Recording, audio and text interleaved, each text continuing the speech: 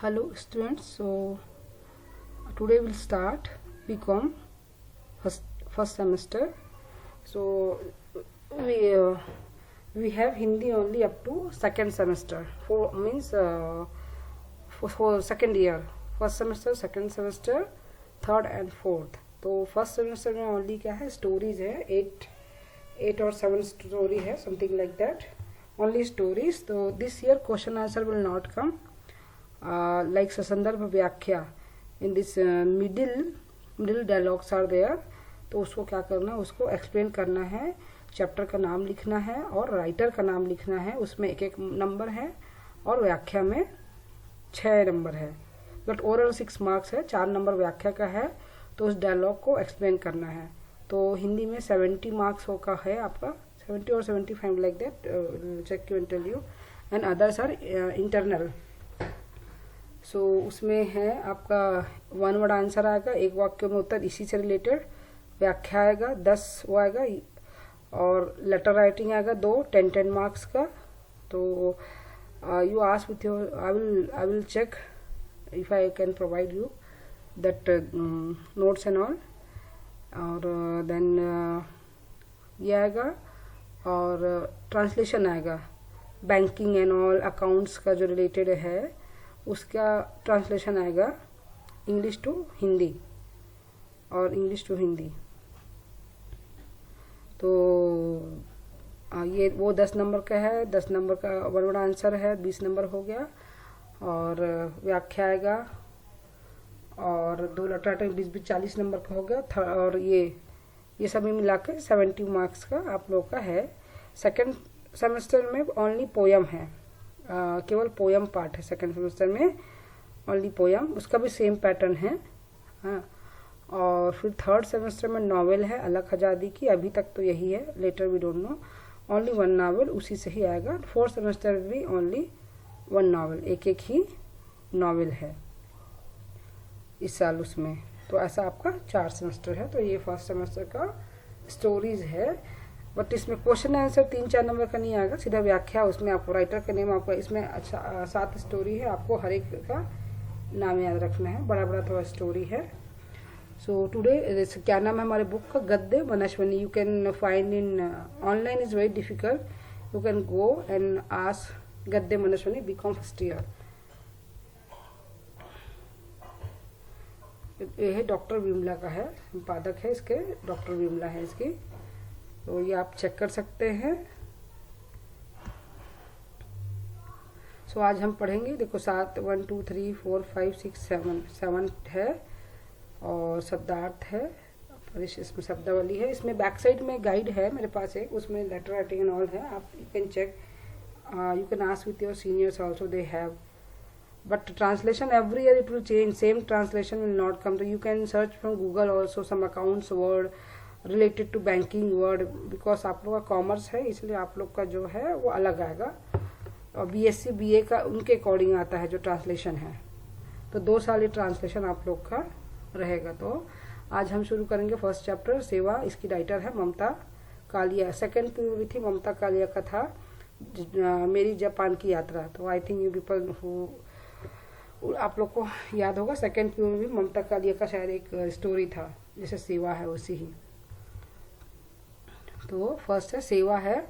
जो आजकल के जो लोग हैं, जो आजकल के जो बच्चे हैं, कैसे इतने बिजी हो जाते, इतने व्यस्त हो जाते हैं कि अपने माँ बाप की के लिए भी उनको टाइम नहीं है. सभी न्यूक्लियर फैमिली में रहते हैं और सभी वर्किंग है, ऑलमोस्ट वाइफ भी वर्किंग है.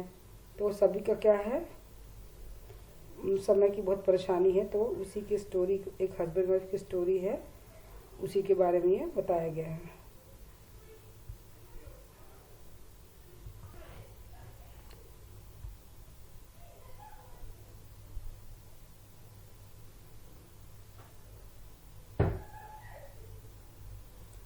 तो समकालीन ख्यात महिला लेखिकाओं में ममता कालिया का महत्वपूर्ण स्थान है. उनका जन्म 2 नवंबर 1940 को वृंदावन में हुआ था. मध्यम वर्गीय जीवन की समझ और संवेदनशील भाषा में मनोविज्ञान का पुट मिलाकर उन्होंने जो कथा फलक तैयार किया, वह उन्हें हिंदी कहानीकारों को विशेष प्रोत्साहन प्रदान किया. उनकी अधिकांश कहानियां मध्यम वर्गीय नारी जीवन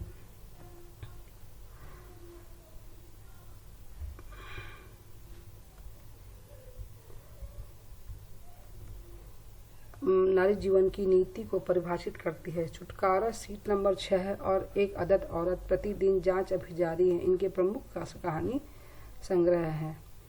सेवा पाठ परिचय। सेवा ममता कालिया के सन 2001 में प्रकाशित बोलने वाली औरत में संकलित कहानी है। आज के मतलब परस्त एवं खोखले मानवीय संबंधों पर किया गया व्यंग है। संबंधों की पवित्रता और ऊष्मा नष्ट होती जा रही है, वह माँ बाप के बीच का हो या माँ बाप तथा संतानों के बीच का। सो I want to tell one thing that this is new admission, so I don't know the students. If anyone want English translation, you can inform in college. Then I will do in translation in English, no problem. But if everyone is Hindi students are there, all like if everyone have Hindi mother tongue, then I will teach on Hindi only. If anyone have like this issue, please inform to office. They will, otherwise you can call me.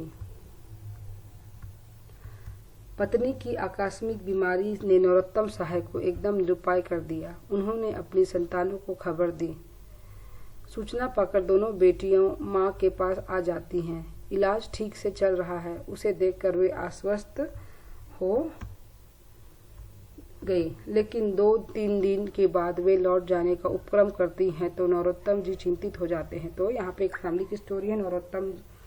Narottam सहाय जो है एक बुजुर्ग दंपति, नरोत्तम सहाय की पत्नी की तबीयत अचानक से खराब हो जाती है और वह बहुत परेशान हो जाते हैं क्योंकि उन्होंने आज तक अपनी पत्नी के लिए कुछ काम नहीं किया, घर का कुछ काम नहीं किया। तो जो उनकी बेटियां, 2 बेटियां होती है और एक बेटा है उनका, तो वो अपनी बेटियों को बुलाते हैं, अपनी बेटियों को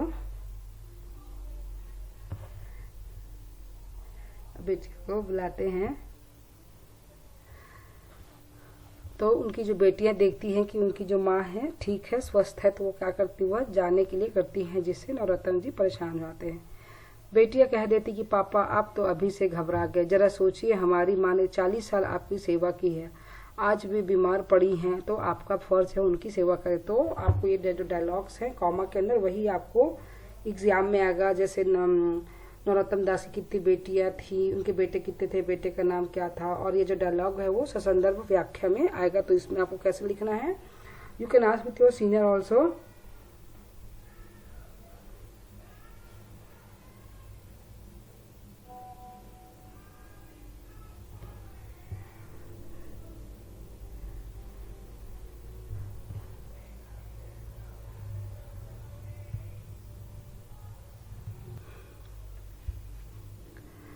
जरा सोचिए हमारी माँ ने तो क्या बोल रहा है कि बेटे कहती पापा आप तो इतनी जल्दी घबरा गए, मेरी माँ ने क्या 40 साल आप लोग की सेवा की है, लेकिन आप इतने में ही भर गए, अब तो आपका ड्यूटी, आपका काम है कि आप उनकी सेवा करें।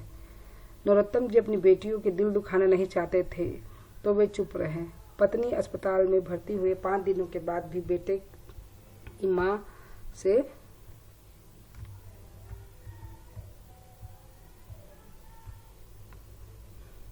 पत्नी अस्पताल में भर्ती 5 दिनों के बाद भी बेटे की माँ से मिलने न आने से नरोत्तम जी काफ़ी दुखी थे। तो जो उनका बेटा था बहुत व्यस्त था, उनकी जो माँ थी वो इतनी बीमार थी, फिर भी उसका बेटा जो मिलने नहीं आया, इसलिए नरोत्तम जी थोड़े दुखी थे। पत्नी के होश लौट आने की प्रतीक्षा में वे लगातार 5 दिनों से अस्पताल में इंतजार कर रहे थे। तो क्या कहा, 5 दिन से बेहोश उनकी जो पत्नी है, लेकिन उनके संतान या कोई अन्य मित्र उनकी अवस्था का ख्याल भी नहीं करते हैं और कोई भी उनके से मिलने नहीं आया। बेटियां हिदायतें देकर लौट जाती हैं तो बेटा और बहू भी अपनी मजबूरी जताते हुए माँ की हालत को विस्तार से नहीं नट शैल में बताने का आग्रह करते हैं। तो क्या बोलते हैं कि जो उनकी बेटी और बहू क्या वो बहुत व्यस्त है, तो कि नट शैल मतलब इंटरनेट में मैसेज करो या तो मेल करो हमको उनकी हालत, उन लोग बहुत व्यस्त हो गए, बहुत बिजी हो गए हैं। वे इतनी हड़बड़ी में हैं कि उन्हें कलकत्ते में मीटिंग में जाना है। माँ का दर्शन करके एक आधे घंटे में बेटा भी जाने का उपक्रम करता है। बहू भी सास की सेवा में रुकने को तैयार नहीं। वह कहती है कि उसकी अगले दिन स्कूल में पेरेंट टीचर मीटिंग है। जाते वक्त बेटा पिता को हिदायत देता है कि उसे सुबह शाम मम्मी की हालत के बारे में फ़ोन करते रहें। आज के मतलब परस्त एवं खोखले मानवीय संबंधों की झांकी यहाँ द्रष्टव्य है। पत्नी अर्धचेतन अवस्था में बिस्सू को याद कर रही है। नरोत्तम जी पत्नी से बोले, हाँ तुम्हारा बेटा बिस्सू तुम्हें पैदा की, इसे तुमने पैदा किया, पाला पोसा, याद है? इसकी जरा नाक बहते ही तुम मेरी नाक में दम कर देती थी। डॉक्टर को बुलाओ, खिड़की बंद करो, नया कंबल लाओ। यह लाट साहब सो जाता था और तुम इसका होमवर्क करती थी आधी आधी रात तक। आज तुम बेहोश पड़ी और बेटे को फुर्सत नहीं तुम्हारे पास बैठने की। मुझसे कहता है कि नर्स ने बताइए मम्मी का क्या हुआ और तुम जल्दी से ठीक हो जाओ। देखो आंखें खोलो, तुम्हारे सिवा मेरा और है ही कौन। तो वो क्या है कि इस कहानी में बताया गया किस तरह से लोग जो है मतलब परस्त है। जिस बच्चे को एक माँ पैदा करती है, जन्म देती है और उसकी दिन रात सेवा करती है, लेकिन आज उसी बच्चे को अपनी माँ के देखने के लिए समय नहीं है।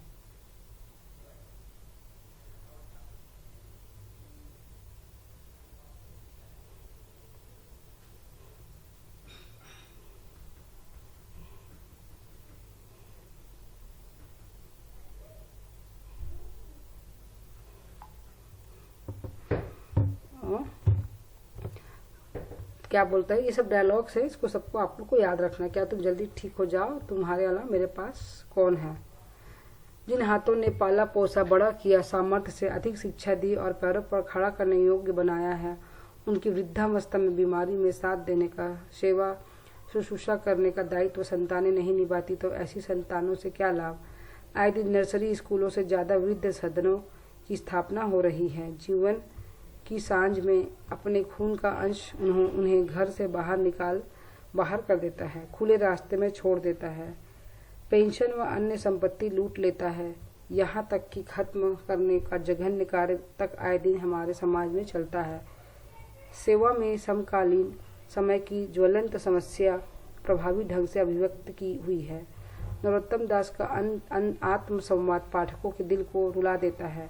यह आज के औसतन बूढ़े बुजुर्गों की पीड़ा है, जिसका हल ढूंढना हमारे सामाजिक जीवन की सुस्थिति के लिए अनिवार्य कार्य है। तो क्या होता है कि यहाँ पे जो नरोत्तम दास जी दुखी हैं और जो लेखिका है बताती हैं कि आजकल नर्सरी से ज्यादा वृद्धाश्रम खोल रहे हैं लोग बाग, माँ बाप को भूल रहे हैं, पैसे प्रॉपर्टी के लिए उनको मार रहे हैं और वृद्धाश्रम में छोड़कर आ रहे हैं। तो ये है आज की स्थिति।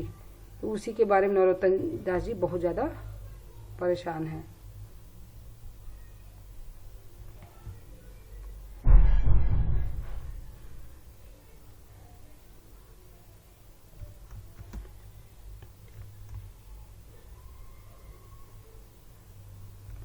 अस्पताल के हाथे गेट से लेकर पोस्ट तक कतार में अशोक के पेड़ लगे थे।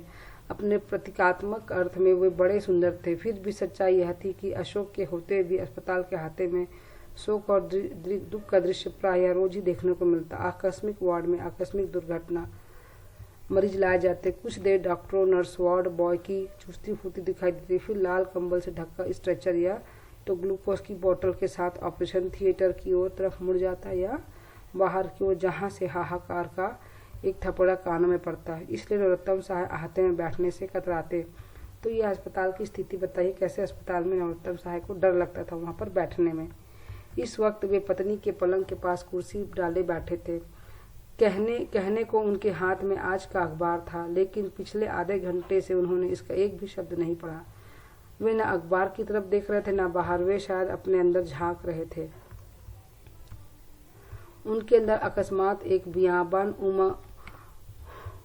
उंग कर फैलने लगा था। वे हैरान थे कि यह बियाबान उस दिन नहीं उगा जब वे नौकरी से रिटायर हुए, उस दिन भी नहीं उगा जब उनकी बेटियों ने शादी की, यहाँ तक कि जब उनके लाडले बेटे विस्मय को घर छोड़कर दिल्ली जाना पड़ा, जहाँ विशाल इंडस्ट्रियल कॉम्प्लेक्स में उनकी नियुक्ति हुई थी। वे उदास नहीं हुए, लेकिन अब पत्नी की आकस्मिक बीमारी से उनको एकदम निरुपाय बना लगा। तो मतलब वो इतने ज्यादा दुखी कभी नहीं थे आज तक, जब उनको अचानक ही अकेलेपन का एहसास होने लग गया। कैसे वो अकेले रहेंगे। पहले कभी अकेला लगता तो वे खट से रेडियो खोल देते, रेडियो के चलते उनकी समूची दुनिया में से जुड़ जाते। कभी कभी वे टीवी रेडियो एक साथ खोल लेते। पत्नी मना करती तो कहते, मैं देख रहा हूँ किसके कार्यक्रम बेहतर है। लेकिन इधर 15 दिन से जब से पत्नी बीमार पड़ी है, नरोत्तम साहब भयंकर अकेले हो गए हैं। उन्हें हैरानी थी कि कैसे जरा सी चोट लगने से वह घायल होकर अस्पताल पहुंच गई और यहाँ भी 15 दिन से बेहोश है। बाथरूम में पांव फिसल जाने से उसकी कनपट्टी पर हल्की सी चोट आई, पर वह तत्काल बेहोश हो जाती है। नरोत्तम जी उसे कार्मिन गोल्ड ड्रॉप्स जो भी उनकी समझ में आया देकर देखा, कुछ न हुआ। लाचार वे पड़ोसियों को कहने पर पत्नी को अस्पताल लिया। पता चला उन्हें ब्रेन हैमरेज हो गया है। तो क्या हुआ, उनकी पत्नी गिर गई थी और गिर के उनको थोड़ा सा कान के पास चोट आया, जिससे उनको ब्रेन हैमरेज हो गया। वो हॉस्पिटल ले गया। उनके वो 15 दिन से कैसी थी, बेहोश थी। इसलिए नरोत्तम साहब को बहुत डर लगने लग गया कि कैसे वो अपनी जिंदगी जो है अकेला काटेंगे। घबराहट में उन्होंने तीनों बच्चों को खबर कर दी। 2 दिन के अंदर उनकी दोनों लड़कियां आ गई, मम्मी मम्मी करती। जब नरोत्तम जी ने उन्हें चोट के बारे में बताया तो लड़कियों ने गुस्से से उनकी तरफ देखा, मानो उन्हीं की ही गलतियों से पत्नी गिर पड़ी थी। लड़कियों को माँ की बेहद फिक्र थी, पर दोनों अपने अपने दफ्तर से छुट्टी लेकर आई थीं। ज्यादा देर टिक कर बैठना उनके लिए मुमकिन न था। 3 दिन उन्होंने अस्पताल का उपचार देकर संतोष प्रकट किया और इलाज ठीक हो रहा है। पास ही सिस्टर का ड्यूटी रूम है।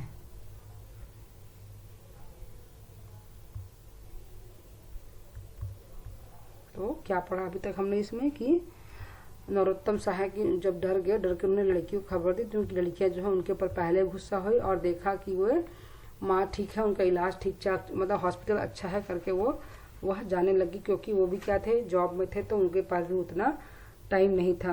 नरोत्तम जी की बेटियों के पास कितनी बेटियां थी उनकी, 2 बेटियां।